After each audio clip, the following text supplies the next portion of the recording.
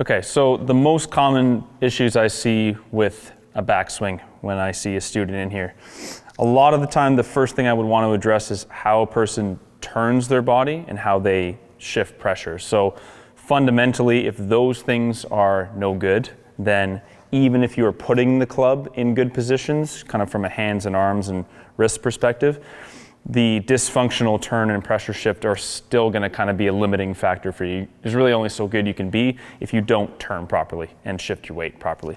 So a very common pattern would be a type of turn where the person stays very front side biased. So they're really just pivoting around their forward foot. So pressure isn't flowing into the back foot, and the turn, so basically the front shoulder is sort of staying over top of the front foot. It's kind of getting buried up in the neck here. And what you're seeing for most people is the club is going to get taken up very steeply, and it's going to want to come back very steeply as well. It's also not really a way to create a whole lot of speed, and it's certainly not a good way to hit your driver, because the driver definitely does not want to be swung from this position. You can kind of get away with it with a short iron, but the longer the club gets, the more you're going to see a ball flight that you just don't like. So a good way to calibrate how you should be turning, get yourself some kind of long bar or a hockey stick or something, put it just above the shoulder blades on your back. Try not to use your hands too much, so I kind of take my hands off and use my wrist to support the bar. And work on making some turns where the bar points slightly below the horizon, so not too low. This is a very steep shoulder turn. Slightly below the horizon, comes back more towards your trail foot, as you can see. So this would be keeping it over my lead foot. This is me allowing it to move back towards my trail foot. And then obviously try to get it somewhat to 90 degrees. 90 degrees meaning this is 0, this is around 45, this is 90. So a proper turn should feel like the lead shoulder has some lateral travel towards your back foot. And you should really feel the actual rib cage opening up behind you towards the camera. So a lot of the time, someone will make a turn and it will sort of look like they've turned from the sort of a front-facing camera, but what they're often doing is just using sort of like the shoulder flexibility, shoulder mobility to kind of fake it. So a fake turn, which I myself am somewhat guilty of, is a little shoulder forward, shoulder back. So front shoulder forward, back shoulder kind of retracts. So if you see, if I just make that happen up to the top, it kind of looks like I've turned here. But if I relax those shoulders, you can see my actual chest is not really turned all that much. If I can feel what the bar was giving me, that's an actual kind of rib cage, an actual torso turn. More so like this. The shoulders are being kept more neutral. And that's a lot more like a turn that really you should be making. So you can see the shoulder gets more over top of the back foot. My head doesn't stay excessively on the front foot. And naturally what I'm already feeling is pressure flowing into the heel of my trail foot. So a lot of people are leaving pressure on sort of the balls of the, or toes of the front foot here. No good. I want to feel it flowing into the trail heel if I'm making a more proper turn. So after I've done a few reps with the bar, and the bar you can attach a little bit of a resistance band to. I've got one anchored to the wall here in the studio.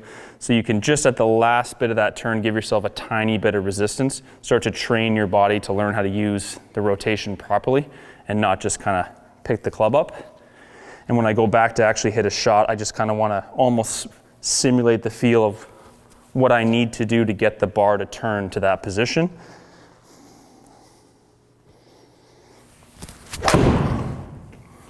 This would be more so the mistake people make. It looks a little bit more like this. And you can see if you don't do anything, it's going to incline you to be very steep. So that was like 9 degrees down on that one because I basically just pivoted around my forward side and then swung from there. Now, a lot of people watching this will go, okay, I pivot around my forward side. I do make a bit of that fake turn, but I'm certainly not 9 degrees down. And that's because you're making a compensation close to impact. So a ton of people will be a little here, and then coming into impact, they'll do this kind of thing. Lose sort of the angles of the wrists, dump the hands to try to save it. So I can get shallow from there if I want to, artificially. And so that's just one of many ways a person makes compensations that are inefficient. So it's not that you cannot hit good shots, but if you're turning inefficiently, you're predisposing yourself to kind of a crap ball flight unless you make a lot of compensations down by the ball. The next thing I would really address is how you use sort of the wrists or the wrist conditions in the golf swing. And sort of a very common pattern that you will see is a lot of people are taking the club very out and away from them and very toe up, so very open with the face. The club face to hip high should really be more in this orientation where the face kind of matches my spine angle. That is a more true representation of square. That's obviously shut, and that's too open. Most people are taking the club away by what you'd call extending or cupping the wrist. Your lead wrist moving that way instead of moving back a little bit more flat, or slight flex of the wrist. A very slight flex of the wrist would be a much better way for you to start to feel the club move away from the ball. So if I move away from the ball with a slight flex of the wrist, I want to find myself more in this position. So the face is a little bit more strong, like we talked about. And we don't need the hands to be way out ahead of us. The hands can kind of move a little bit more towards the trail thigh. So hands in is good. Hands in is fine. We don't have to have the hands out here. Just don't have the club head moving in. So a little bit more of a hands in, but club head out. Now, this is a position where a lot of people still make a mistake. A lot of the time from here, watch the label of my glove. The label of the glove will start working back towards the screen. So right now, Titleist on my glove is pointing actually back at the simulator screen here. So effectively what I've done is I've opened the club. Even if I don't excessively cup the wrists at the same time, if I orient the label back that way, you will see this is quite an opening position, I'm ready to hit quite a chop slice from there. The flow of how those wrists are gonna work is not gonna be good. You're gonna hit a lot of steep fades from there. So as I move up to the top of the backswing, I wanna feel like the label of my glove points a little bit more towards the camera. So this is extreme, obviously. This is what some of you may need to feel to make it happen, but more so getting the wrist to move in that orientation. So as the wrist goes back, it's gonna flex a bit more, so it's gonna move that way a little bit more, and you're gonna point the glove label a little bit more towards the camera. You'll see that's gonna help the club sit in a nice orientation in terms of the pitch. It's not gonna be excessively steep. So when we cup the wrist and or point the glove label back to us, we'll often start taking the club up very steep. This position here, the club wants to do this. So even if you can learn how to get your hands behind you, the club is still super steep, you're gonna be in a bad position. So this would be how you don't want the club to flow. Kind of, you can see like the butt end of the grip is sort of pointed back at you, at the camera, you can see it there. I want you to feel a little bit more here. From this position, you want to maintain it, and that's the key. So I want to keep my glove label pointed at the camera as much as I can, all the way back into impact. And that's going to deliver the face naturally square and not require you to flip it. So let me hit you one where I get the wrist working the wrong way to the top. So we're going to get kind of here, and we're going to get kind of here. Super common. So it should likely produce a lot of that type of shot. So extra dynamic loft, open face, pretty steep angles of attack. You're gonna hit a lot of pushes, fades, and mix in the occasional pull if you compensate by flipping your hands down by the ball. This time I'm gonna work the wrist a little bit more. Slight flex to start with, hands in, club out. Then I'm gonna point my glove label back to the camera, and then I'm gonna keep the glove label pointed back to the camera. And you're gonna get the opposite type of thing happening. So you'll deliver less loft, you'll deliver a much more square face. The path will move the opposite orientation. It'll be inside out, not outside in. Angle of attack won't be so steep, and the ball should take off a little bit to the side of the target and curve back in a bit of a draw pattern.